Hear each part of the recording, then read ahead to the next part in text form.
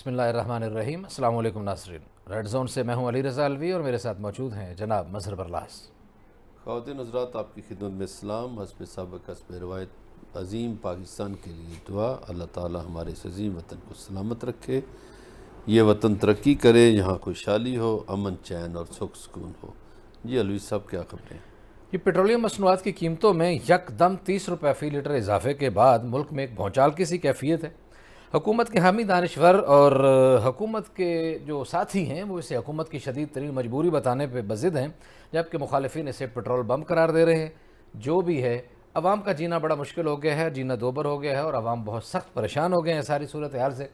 दूसरी तरफ कुछ ऐसी खबरें भी आ रही हैं कि हुकूमत पेट्रोलियम पर सब्सिडी ख़त्म करने के बाद दूसरी तरफ से सब्सिडी देने का सोच रही है, और वो 800 सीसी गाड़ियों के हामिल और मोटरसाइकिलों वाले जो हैं उनको किसी तरह कुछ पेट्रोल सस्ता मिलेगा, उसको कंपनसेट करने की कोशिश की जा रही है।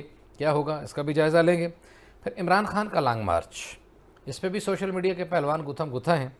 वो लोग जिन्हें इमरान खान की पैड वारियर कहते हैं, वो इसे कामयाब तरीन शो करार देने पर, और जो उनके मुखालिफिन हैं वो उसे नाकाम करार देने पर बज़िद हैं। सोशल मीडिया मैदान जंग बना हुआ है। बहरहाल जो भी है, ये एक बहुत बड़ी सच्चाई है कि जितने भी लोग निकले, चाहे वो लाहौर में निकले, चाहे वो इस्लामाबाद में निकले, जो कारकुन थे उन्होंने डट के मुकाबला किया, लाठियाँ खाईं, आंसू गैस शेलिंग का सख्त मुकाबला किया। लेकिन बदकिस्मती से बड़े बड़े लीडर, जिन्हें हम टीवी की स्क्रीनों पर बड़े बड़े दावे करते और इनकलाबी लीडर समझते हैं और लगता था कि वो इनकलाब लेके आएंगे, वो कहीं नज़र नहीं आए। और अगर आए भी तो सिर्फ फ़ोटो बनवाने के लिए। बहुत सारे ऐसे भी MNAs और ऐसे लोग भी पाए गए जिन्होंने खुद जाके थानों में गिरफ्तारियां पेश की। गिरफ्तारियां क्या, तस्वीरें बनवाई, वीडियो बनवाई, थाने में खड़े होकर पुलिस वालों को दाएं बाएं खड़े करके, और उसके बाद रफू चक्कर हो गए और कारकुन जो हैं वो मारे खाते रहे। इसका भी जायज़ा लेंगे। फिर PTI चेयरमैन इमरान खान ने पेशावर में प्रेस कॉन्फ्रेंस की है। उन्होंने कहा है कि इस्टेब्लिशमेंट के साथ किसी डील के तहत मार्च बिल्कुल ख़त्म नहीं किया, पूरी तैयारी के साथ दोबारा इस्लामाबाद आऊँगा। और उनका कहना यह था कि 6 दिन के अंदर अंदर अगले इंतखाबात का जो है ऐलान कर दिया जाए। अगर ऐलान नहीं किया गया तो फिर तैयार रहें, हम फिर आएंगे। और उन्होंने इसमें हुकूमत को मुज़ाकरात की भी पेशकश की। उन्होंने कहा कि हम हुकूमत के साथ बैठने के लिए तैयार हैं, शर्त सिर्फ यही है कि तारीख़ दी जाए इलेक्शन की, जिसे फ़ौरी तौर पर मरियम औरंगज़ेब, जो हुकूमती तर्जमान भी हैं और वज़ीर इत्तलात व नशरियात भी हैं, उन्होंने से इस पेशकश को मुस्तरद कर दिया। और उन्होंने सख्ती से कहा कि सब लोग कान खोल कर सुन लें कि इलेक्शन अपनी मुकर्ररा मुद्दत पर ही होंगे। इन सारी सूरत हाल पर तबसरा करेंगे, मज़हर बरलास साहब की राय लेंगे। लेकिन मज़हर बरलास साहब की तरफ जाने से पहले मैं आपको मिफ्ता इस्माइल का एक क्लिप सुनाता हूँ, एक टुकड़ा उनकी गुफ्तगू का, कि उन्होंने किस अंदाज़ में ये ऐलान किया पेट्रोलियम मसनूआत की कीमतों में इजाफे का। फिर हम उस पर तबसरा करते हैं। जी मिफ्ता इस्माइल। पिछली हुकूमत ने IMF से जो डील करी थी उसके मुताबिक न सिर्फ कि कोई नुकसान नहीं बर्दाश्त कर सकता था हुकूमत, न सिर्फ कोई नुकसान नहीं कर सकता था, बल्कि हर लीटर ऑफ पेट्रोल पे और हर लीटर ऑफ डीजल पे 30 रुपए का टैक्स लगता, जिसको लेवी कहते हैं। और उसके बाद पूरी कीमत के ऊपर 30 रुपए लगाने के बाद, नुकसान खत्म करने के बाद 17% टैक्स लगता। मिसाल के तौर पर अगर आज डीजल पे शौकत तरीन इमरान खान के फार्मूले पे जाऊं तो 80 रुपए पहले 84 रुपए डीजल पे एक कीमत बढ़ेगी, 30 रुपए उसके ऊपर बढ़ेगी तो 124 रुपए और 144 है, यानी कि 268 रुपए, और उसके ऊपर सेल्स टैक्स लगेगा तो तकरीबन 305 रुपए का डीजल हो जा। अगर मैं इमरान खान के फार्मूले पे जाऊं तो वो 305 रुपए का फार्मूला है। जाहिर है कि ये अवाम मुतहम्मिल नहीं है इसकी, लेकिन मुझे अफसोस के साथ कहना पड़ता है कि अगर हम ये नहीं करेंगे, कुछ ना कुछ स्टेप नहीं लेंगे हुकूमत का नुकसान करने में, तो हम बहुत गलत रविश पे जा सकते हैं। ये 30 रुपए सब चीज़ों की कीमत में इजाफा हुआ है। मैं अब भी ये बता दूं आवाम को कि आज भी ये 30 रुपए बढ़ाने के बाद डीजल पे हुकूमत 56 रुपए 71 पैसे नुकसान कर रही है। ये हुकूमत अपनी जेब से, अपने पल्ले से दे रही है। और हुकूमत क्या है? मैं और आप हैं। तो पाकिस्तानी शहरी आज भी 56 रुपए 51 पैसे 71 पैसे डीजल पे नुकसान कर रहा है, 37 रुपए 84 पैसे लाइट डीजल ऑयल पे, 21 रुपए 83 पैसे केरोसिन पे और 17 रुपए 2 पैसे पेट्रोल पे नुकसान कर रहा है। जी मज़हर बरलास साहब, 30 रुपये लीटर बढ़ा के भी एक पूरा बड़ा ही दर्दनाक किस्म का मरसिया पड़ रहे हैं कि अभी भी बेचारी हुकूमत जो है वो इतना नुकसान कर रही है कि मुझे तो तरस आ रहा है। कोई मेरे पास होते तो मैं इनको भेज देता। मेरा ख्याल है जी पाकिस्तानी तारीख में इतना बड़ा जंप कभी नहीं लगा कि इकट्ठा 30 रुपये बढ़ा दिया जाए। अब ये मिफ्ता साहब को हम क्या कहें, एक फैक्ट्री चलाते हैं, फैक्ट्री चलाना और काम है, मुल्क चलाना और है। सही है। इनको कौन समझाए कि इस 30 रुपये से हर चीज़ महंगी होनी है। सही है। पेट्रोल तो होगा ही होगा ना। जी हाँ। और फिर ये देखिए कि मिफ्ता साहब की गाड़ी में तो सरकारी पेट्रोल डलता है। ऐसा ही है। पाकिस्तान में सबसे बड़ी जो बदकिस्मती है वो ये है कि जो अफसरान हैं, जो अमीर तबका है, उसकी गाड़ी भी सरकारी है, जी हाँ, उसकी गाड़ी की मेंटेनेंस भी सरकारी है, उसका पेट्रोल भी सरकारी है। बिल्कुल कोई शक नहीं। और जो बेचारे पिसे हुए तबकात हैं या प्राइवेटली लोग हैं हमारी तरह के नौकरियां करने वाले, जी हाँ, उन्होंने पेट्रोल भी खुद डलवाना है, मेंटेनेंस भी खुद करवानी है, सारा काम खुद करना है। तो बाबा आप मुझे बताइए कि जो बंदा मज़दूर आदमी बस के ज़रिए जाता था, वो बसों वालों ने किराए बढ़ा दिए हैं।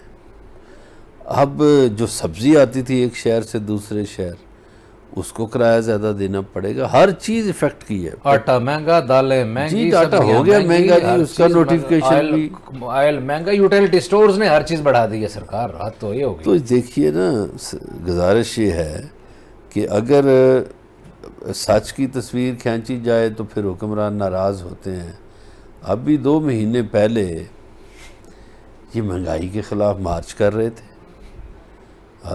ये जो हमजा शहबाज और मरियम का मार्च था, इसको उसका तो स्लोगन ही ये था, महंगाई मकाओ मार्च। ऐसे ही है। तो अब तो इन्होंने ये जो काम शुरू कर दिए हैं, ये तो मेरा ख्याल है गरीब मकाओ प्रोग्राम ही है, महंगाई मकाओ तो नहीं है। सही बात है। तो कोई, और वो बड़ी सही कहा आपने कि वो बड़ी दर्दमंदाना दास्तान सुना रहे हैं। वो भाई शौकत तरीन भी तो यही था ना। जी हाँ।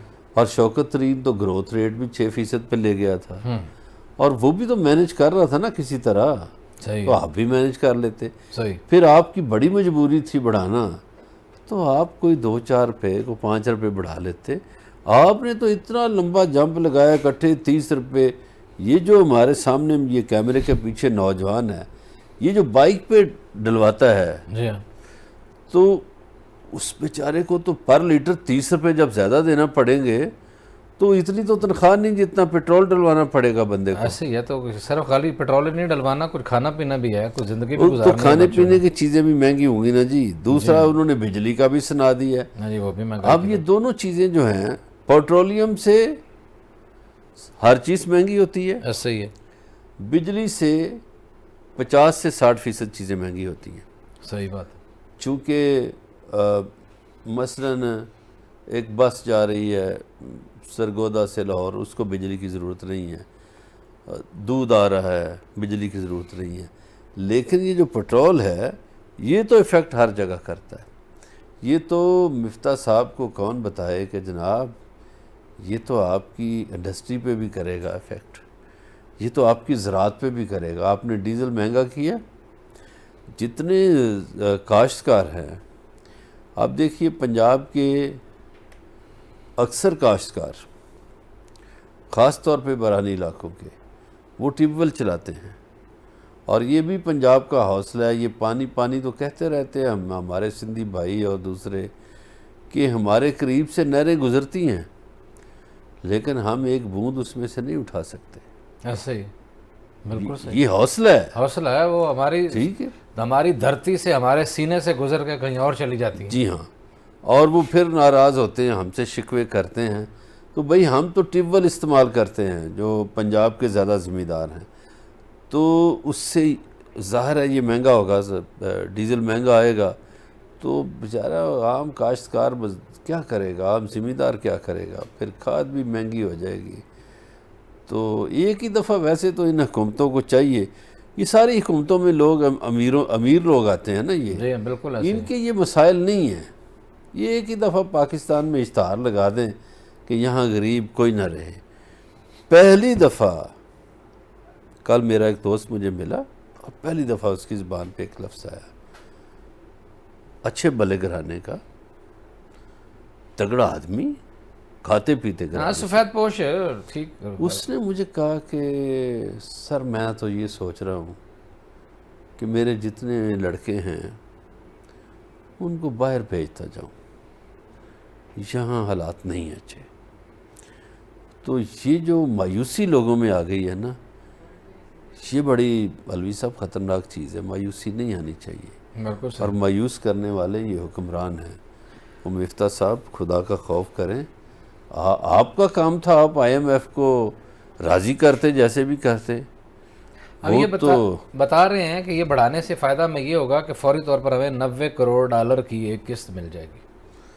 भाई आपको तो किस्त मिल जाएगी, लेकिन गरीबों का क्या बनेगा? इशू तो ये है कि आपको किस्त मिल जाएगी, गरीबों का क्या बनेगा? जिनको आपने यकदम टीका लगाया, अब आप अपनी गाड़ी में जब तेल डलवाएंगे तो पर लीटर आपके 30 रुपये ज़्यादा जब अदा करने पड़ेंगे, आपको पता चल जाएगा। टैंक फ्यूल फिल कराते हुए कम से कम 1000 रुपये एक्स्ट्रा पड़ जाएगा, पड़ जाएगा ना। ऐसे ही है। तो महीने में कितनी दफ़ा आप टैंक फिल कराते हैं? ऐसे ही, उतने हज़ार ज़्यादा। बिल्कुल ऐसे ही है। अच्छा, फिर आप आमदनी में इजाफा नहीं होगा, डॉलर क्योंकि और ऊपर जा रहा है, आमदनी कम होती चली जा रही है मुसलसल, एक आम आदमी की आमदनी तो देखिए जी, पैसा आपका डी वैल्यू है ना।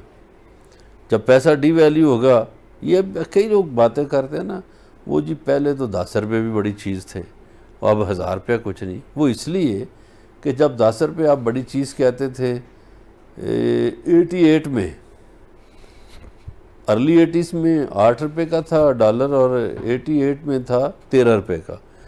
तो किधर 13 रुपये का डॉलर और किधर 200 रुपये का डॉलर? तो ज़ाहिर है जब आपका पैसा ही। अच्छा, एक और इशू हुआ है, ये भी मिफ्ता साहब के इल्म में ले आए। वो आप जाते हैं, कोई बंदा जाता है, दुबई जाता है, इंग्लैंड जाता है, कहीं जाता है, ईरान जाता है, वापसी पे आप अपने बच्चों के लिए कोई चॉकलेट, कोई इस तरह की चीज़ें ले आते हैं। आजकल एयरपोर्टों पे क्या हो रहा है? आजकल अलवी साहब ये हो रहा है कि वहाँ लोग रोते हैं कि ये चीज़ें निकाल के बाहर फेंकते हैं, जो अफसरान के खाते में चली जाती होंगी। जी हाँ। वो कहते हैं जी इनकी तो इंपोर्ट्स पर पाबंदी है। और जो बंदा ज़ाती बैग में ज़ाती घरेलू इस्तेमाल की चीज़ें या गिफ्ट्स ला रहा है, आप उसको इंपोर्ट्स में दे के, अच्छा वो इंपोर्ट आपके घर, अफसरों के घर जाके उनके बच्चों के लिए वो जायज़ हो जाता है। तो ये लोग मसलन आप अपने बच्चे के लिए चॉकलेट भी नहीं ला सकते। जी हाँ।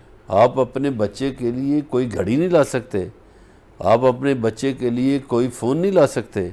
कोई चीज़, मुख्तलिफ आइटम्स हैं जी, वो तो निकाल के आजकल बैग खोलते हैं और बाहर फेंक देते हैं। एयरपोर्ट पे बड़ा आजकल लड़ाइयाँ हो रही हैं और कमाइयाँ उनकी और ज़्यादा शुरू हो गई हैं। और इसमें भी बल्कि जो इन्होंने जिन चीज़ों को, ठीक है एक अच्छी बात है, डॉलर को संभालने के लिए कोशिश की गई, लेकिन इन्होंने जो पाबंदियां लगाई हैं मज़हर प्रहलाद साहब, उसमें खाने पीने की अमूमी चीज़ें भी ऐसी शामिल हैं जो बेसिक नेसेसिटीज़ ऑफ लाइफ हैं, जो लग्जरीज में नहीं हैं, जो अयाशी में नहीं हैं, बुनियादी ज़रूरियात ज़िंदगी की कुछ चीज़ें। मैं तो ये कहता हूँ कि ज़ाती हैसियत में तो इजाज़त दे दें। ऐसा ही है कि एक बंदा लंदन से आ रहा है और वो उसके दोस्त हैं या बहन भाई हैं को 2-3 परफ्यूम ले आया कि चलो यार मैं अपने यार दोस्तों को दे दूँगा या अपने अजीज़ों को दे दूँगा। आप उसके परफ्यूम निकाल के बाहर रख देते हैं कि नहीं जी इस पे तो पाबंदी है। उस बेचारे के पैसे भी ज़ाया हुए, और जहाँ के लिए चीज़ आई है वहाँ भी ना पहुँची, लेकिन किसी और के घर पहुँच जाती है बाहर। उसके उनके लिए उनकी मौजें हो जाती हैं। लेकिन बाहर ठीक है। अच्छा जी, ये इन्होंने एक और बात भी की, उन्होंने कहा जी हमने तो अपने 3.5-4 साल दौर में 68 रुपीज़ के हिसाब से 68 रुपये में बढ़ाया इसको, और आपने एक ही बार अभी 10-15 दिनों में, महीने के अंदर अंदर 30 रुपये बढ़ा दिया। ये शौकत तरीन ने बात की है। अच्छा जी, ये मुझे नहीं पता, शौकत तरीन साहब को मैं कभी मिला नहीं। हफीज़ शेख को मैं मिला हूँ, डॉक्टर सलमान शाह से मेरी दोस्ती रही, मिला हूँ। डॉक्टर इशफाक हसन से उस दिन गुफ्तगू हुई। जी हाँ, ज़ाहिर है, ठीक है। लेकिन ये जो लोग हुकूमतों में रहे हैं, इनमें से अब हफीज़ शेख जो हैं वो तो नाम के जैकबाबाद के हैं या शिकारपुर के हैं, लेकिन हफीज़ शेख साहब को आम आदमी का नहीं पता, लोकल का हैं। ये सारे यहाँ IMF के कहीं ना कहीं कनेक्शन है सबका। इनमें से ये जो शौकत तरीन साहब हैं, ये मेरी नज़र में एक ऐसे आदमी हैं जिनको कम से कम ग्राउंड रियलिटीज़ का इल्म है। ऐसे तो वो सोचते हैं कि आम आदमी इससे ये होगा वो होगा, इफ़ेक्ट करेगा। और बाकी जो हमारे बंदे आए, पाँच छः लोग हैं, कोई परवाह नहीं, और वही रोटेट होके आते रहते हैं हर दौर जी में। हम, मुझे तो बल्कि वो अयूब खान वाला शुएब याद आ जाता है, उनके दौर में जो वज़ीर ख़जाना था। तो वो कहीं जा रहा है सेक्रेटेरिएट में, तो मुलाजमीन जो है ना वो हड़ताल कर रहे थे। तो वो जब आता था तो अंग्रेज़ी ब्रांड था, उसको नहीं पता था। तो वो मुलाजमीन, ये सेक्रेटेरिएट वाले, ये नारे लगा रहे थे कि चमचा ही होए, चमचा ही होए। तो वो उसका जो स्टाफ अफसर था, तो उसको शुएब ने पूछा कि ये क्या कह रहे हैं। उसने कहा नहीं सर, ये कोई कटलरी की बात कर रहे हैं। कटलरी की बातें कर रहे हैं, बिल्कुल। तो हमारे यहाँ तो इस तरह के लोग वज़ीर रहे ख़जाना के। ख़जाना का वज़ीर उस बंदे को होना चाहिए जिसको ग्राउंड रियलिटीज़ का इल्म हो। अब मिफ्ता साहब कराची के हैं, कराची में जो के इलेक्ट्रिक है उन्होंने 4 पे यूनिट बिजली महंगी कर दी है, कराची को भी तोहफा मिल गया है। ऐसे ही। अच्छा, ये भी बड़ी अजीबोगरीब सूरत हाल है कि इनके पास इसके अलावा कोई फार्मूला ही कोई नहीं है, कोई इनकी अकल काम नहीं करती है कि इस मुल्क की मईशत को अगर कोई मसाइल हैं तो उसमें कोई और रास्ते इख्तियार कर लिए जाएं। IMF को भी अगर खुश करना है तो किसी और जगह से कोई सब्सिडी काट लें, किसी और बुनियादी चीज़ें, पेट्रोल को महंगा करते जाओ, कमाते जाओ, मुल्क चलाते जाओ, चाहे वो शौकत तरीन हो, चाहे वो मिफ्ता इस्माइल हो। इनकी सबसे बड़ी अकल यहीं आके रुक जाती है और लोग जो हैं वो मसाइल का शिकार हो जाते हैं, उनकी ज़िंदगी अजीरन हो जाती है। बातचीत का सिलसिला जारी है, हमारे साथ रहिएगा, मिलते हैं ब्रेक के बाद।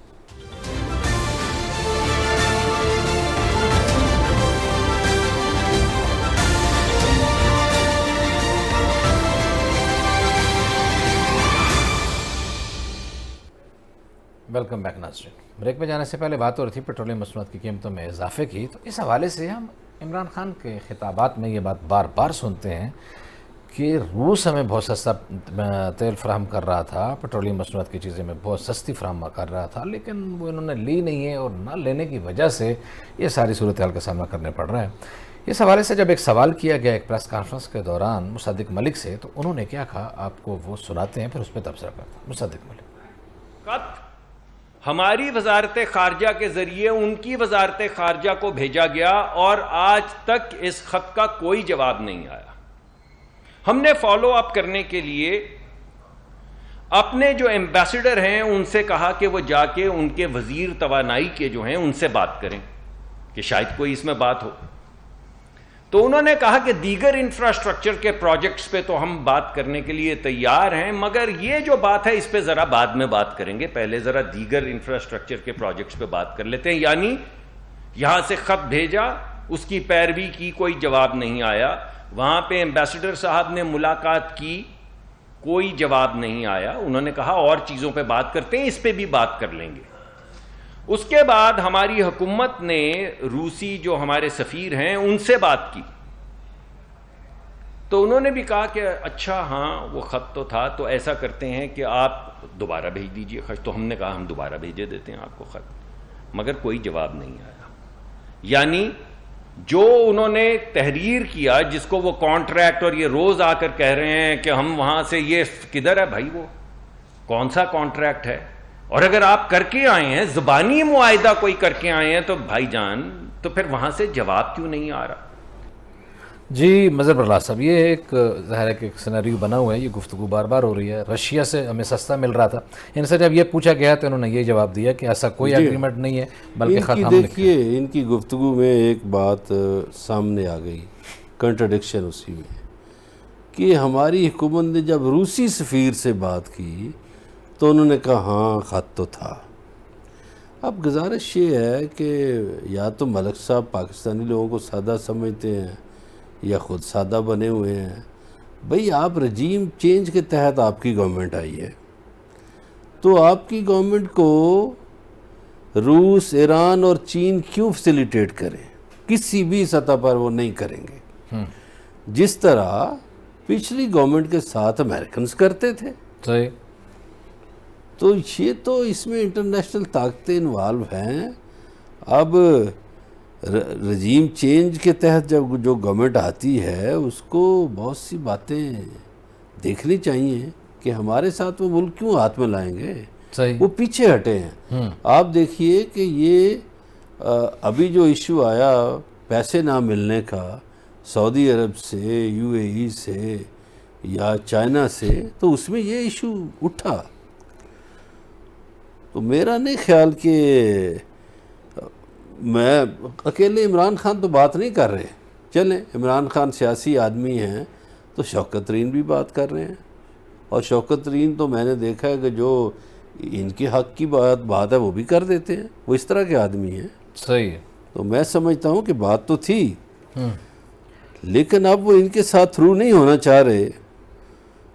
उसमें रशियन एम्बेसडर ने क्या कहा, अच्छा आप दोबारा खत लिख दें, फिर हम देखते हैं। यानी रशिया वो किसी सूरत में इनको चीज़ें देने के लिए तैयार नहीं है अभी। ठीक हो गया। अगली खबर की तरफ इस बढ़ते। गवर्नमेंट को नहीं देगा। हाँ जी। कोई और गवर्नमेंट आएगी तो रशियंस देंगे चीज़ें। देंगे। ठीक हो गया जी। इनको नहीं देंगे, किसी और को देंगे। इमरान खान ने आज प्रेस कॉन्फ्रेंस की, एक बड़ा हल्ला गुल्ला था। ये मैं अलवी साहब, सॉरी आपकी बात काट रहा हूँ, मैं आपको ना माजरत के साथ थोड़ा सा पीछे ले जाऊँ। ये जो जब पीपल्स पार्टी की गवर्नमेंट थी, आसिफ अली जरदारी सदर थे, तो सऊदीज़ हमारे साथ इस तरह करते थे, वो लिफ्ट नहीं कराते थे। हालांकि हम हमेशा कहते हैं कि जी उनसे हमारे बड़े बरादराना मुरासम हैं और अरसे से मुरासम है। तो हुकूमतों को, मुख्तलिफ हुकूमतों को मुख्तलिफ ममालिक मुख्तलिफ तरीके से डील करते हैं। अपने अपने एक ताल्लुकात होते हैं, एक लेवल होते हैं, बहुत सारे किसी के कंसर्न्स होते हैं। लेकिन बहरहाल अगली खबर की तरफ बढ़ना है।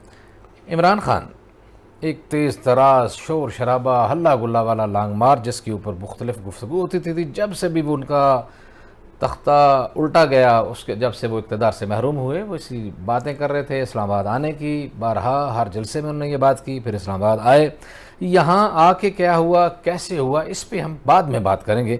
लेकिन उनके अचानक चले जाने पे बहुत सारे सवालात उठे, और उन सवालात का कुछ जवाब देने की आज उन्होंने कोशिश की पेशावर में एक प्रेस कॉन्फ्रेंस के दौरान। उनकी गुफ्तगू का ही आपको एक टुकड़ा सुनाते हैं, फिर उस पर तबसरा करते हैं। जी इमरान खान।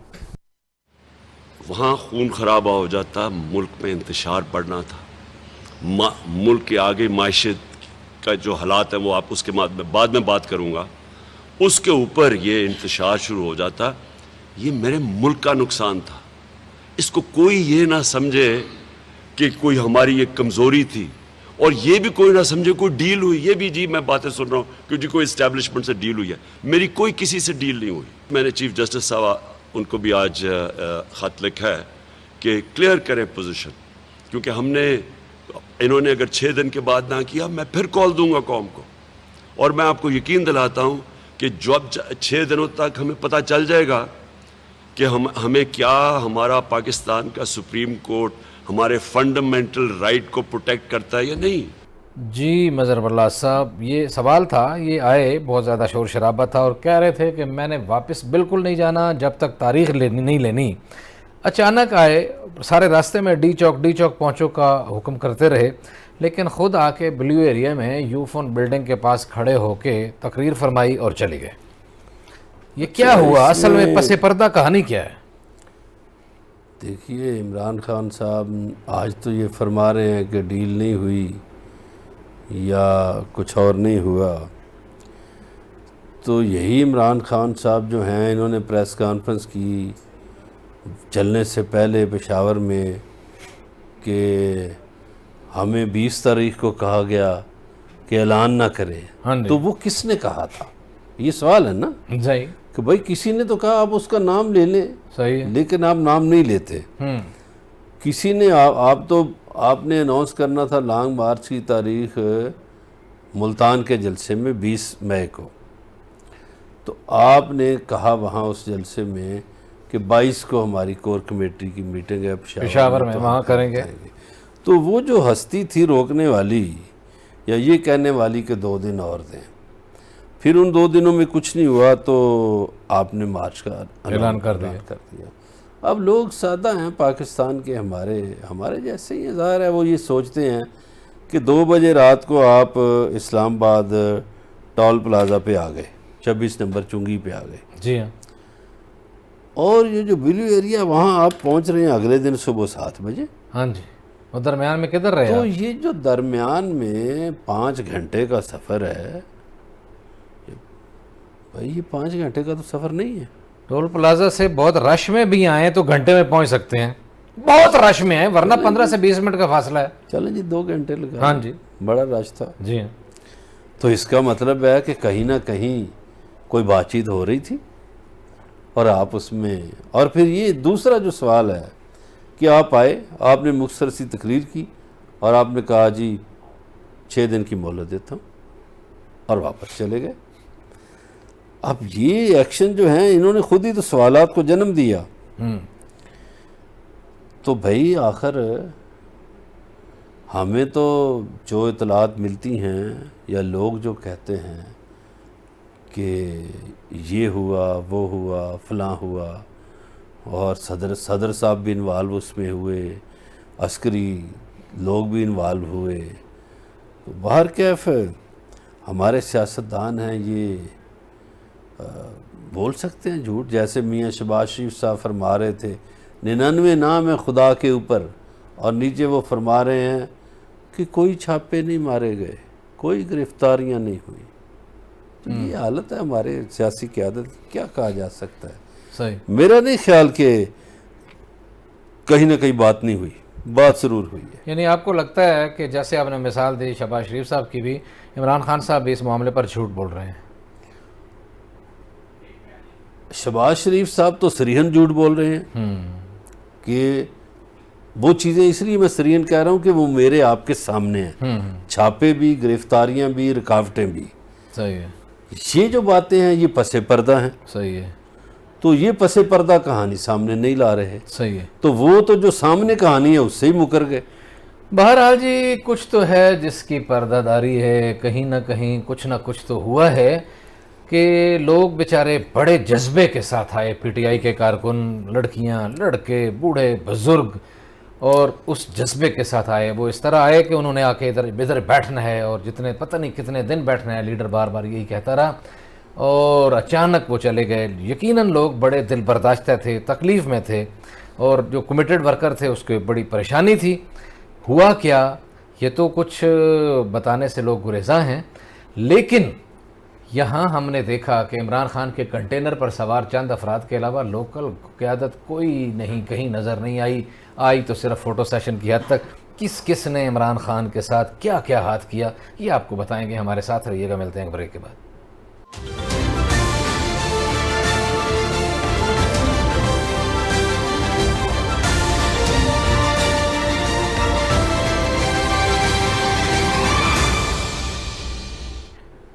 वेलकम बैक नाज़रीन। ब्रेक पे जाने से पहले पीटीआई के चेयरमैन इमरान खान की पेशावर में प्रेस कॉन्फ्रेंस का जायज़ा ले रहे थे, और जाते जाते आपको बताया कि यहाँ इस्लामाबाद में क्या हुआ। हमने देखा बहुत ज़्यादा शेलिंग हुई, बहुत ज़्यादा मुकाबला कर रहे थे पीटीआई के कारकुन, ख़वातीन, लड़कियाँ, लड़के बड़े जोश व जज्बे से भरपूर थे।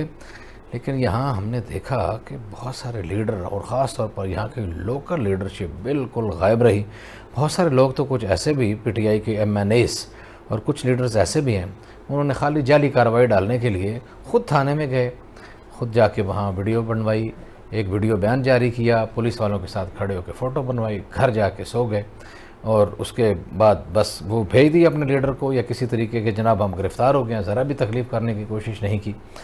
इसी तरह कुछ लोग, शफकत महमूद मसलन, जितने मेन स्ट्रीम लीडर, कामों की तक आए, और फिर वहाँ से पुलिस बुलाई, पुलिस की गाड़ी में बैठ के घर जाके अपनी कोठी पे सो गए। न्याज़ अहमद झक्कड़, लइये का MNA, थाने जाके फ़ोटो बनवाई, तस्वीर बनवाई, और उसके बाद घर जाके सो गए। यहाँ पिंडी इस्लामाबाद जो मरकज़ था, यहाँ की लीडरशिप जो है वो भी तस्वीर की हद तक नज़र आई। कोई कारकुन अच्छे खासी तादाद में निकालने में कामयाब नहीं हो सकी। जो कारकुन इमरान खान पेशावर से साथ ले आए वही नज़र आए। यहाँ न शेख रशीद अपना जलसा लाल हवेली के सामने नज़र आए गायब। राशिद शफीक, सरवर खान, सदाकत अब्बासी, असद उमर, ये टीवी के जो हीरो हैं, अली नवाज अमान, कोई किसी की कारकर्दगी कोई ऐसी तसल्ली बख्श नहीं रही। मज़हर वल्लाह साहब, आपका क्या ख्याल है? ये बिल्कुल सही है बात आपकी कि हालांकि इस्लामाबाद और रावलपिंडी की सारी नशिस्तें पीटीआई ने जीती हुई हैं जी, और यहाँ बड़े बड़े वज़ीर हैं, ऐसा ही है दावे बड़े बड़े करते हैं, लेकिन वो नज़र नहीं आए। जी हाँ। ये जो आपको नज़र आए यहाँ डी चौक में शैलिंग का मुकाबला, ये भी स्टूडेंट थे आम। हाँ, अपने जज्बाती जो इंडियन इमरान से मोहब्बत है या इश्क है या जो कोई पार्टी वर्कर भी नहीं थे, बिल्कुल ऐसे हो गए 2-4 लेकिन ज़्यादा स्टूडेंट्स थे, ऐसे ही है। और उन्होंने बड़ा मुकाबला किया। हालांकि जो शेलिंग हुई उस पर जो टीयर गैस के शेल बरसाए गए वो एक्सपायर थे। जी हाँ। और बड़े हर 15-20 मिनट के बाद शेलिंग होती थी शदीद। इसमें आप देखिए कि आमिर कियानी साहब कहीं नज़र नहीं आए। शेख रशीद अहमद साहब ने उधर लाल हवेली में तो बाहर बालकोनी में तकरीर की तो उसके बाद नज़र नहीं आए। और वो तो ऐसी जगह बाजार है, वो तो बंदा खड़ा हो जाए तो इतना रश बन जाता है जितने से वो खिताब कर रहे थे। तो यहाँ पे राजा बिशारत साहब थे, हाँ जी, शेख साहब के भतीजे थे राशिद साहब, फिर इस्लामाबाद के तीनों MNAs, जो असद उमर साहब हैं वो तो वैसे ट्रक पे सवार थे। जी हाँ। तो राजा खुर्रम और अली नवाज अवान कहीं नज़र नहीं आए। ऐसा ही है। वो ये सिर्फ इस्लामाबाद, जरताज गुल भी कहीं नहीं नज़र आई। वो सुना कुछ ख़वातीन नज़र आई हैं ATM में छुपी थी, AC वाली ATM में। इसमें सिर्फ पिंडी इस्लामाबाद नहीं, लाहौर में भी और पंजाब में एक यास्मीन राशिद के अलावा लाहौर में भी यास्मीन राशिद नज़र आई है, दलीब अब्बास, हाँ जी, या फिर वो हमाद अजहर साहब जी, हमाद अजहर आई, या इधर उमर अयूब को बेचारे को डंडे पड़े, या इधर उमर अयूब को। लेकिन जो ये टेक्निकल बात है वो जुल्फी बुखारी ने बड़ा काम किया है अटक में। जो पुलिस भगाने वाला काम है ना अटक से, वो जुल्फी बुखारी ने एक रात पहले पहाड़ों पे बंदे चाड़ दिए थे अपने। ऐसे ही बिल्कुल उसकी टेक्निक। अच्छा, जुल्फी बुखारी के लिए जब यहाँ इधर उनकी कोठी पे छापे मारे जा रहे थे तो जुल्फी बुखारी उस वक्त अटक में बैठे हुए थे और वहाँ से वो राब्ते में थे मीडिया की और वो चीज़ें भेज रहे थे। छापे तो खैर बहुत मीटिंग्स कर रहे थे और वो इस चीज़ों को मैनेज करने की कोशिश कर रहे थे। और कहने का मतलब ये है कि इमरान खान के साथ उनके इक़्तिदार के दौर में चूरी खाने वाले जितने भी मजनू थे और जितनी भी लैलाएँ थीं, ना कोई लैला नज़र आई है ना कोई मजनू नज़र आया। मार खाते हुए आम स्टूडेंट्स, आम लड़के जो उनके इश्क में मुब्तला हैं, जो उनके फेम के शिकार हैं, वो ही नज़र आए। इस पर भी इमरान खान को भी सोचना होगा और बाकी पार्टी की लीडरशिप को भी, और जो नाम नहाद पार्टी लीडरशिप है उसको भी, उन पर उन्हें चाहिए कि उस पर भी नज़र मारें। आज इतनी आपसे मुलाकात होगी, कल अपना ख्याल रखिएगा। अल्लाह ने